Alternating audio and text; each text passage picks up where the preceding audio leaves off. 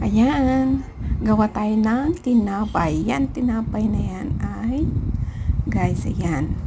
Ginawa ko na yan kanina. Tapos, ang ilalagay ko na lang yan ay magbibig. Hintayin ko na lang siyang mag-alsa. Yan.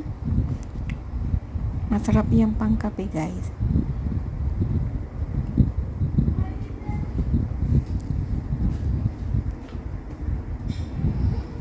Iluluto na lang natin yan. Ilalagay natin sa oven para maluto.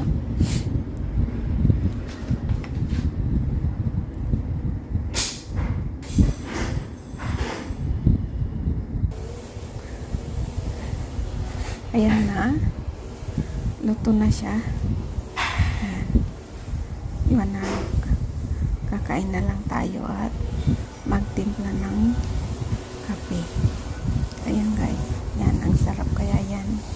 Yan, depende sa'yo kung pwede mong lagyan ng asukal at hindi. Yan, nilagyan ko na makonting tamis lang naman yan. Kaya hindi mo na kailangan ng asukal.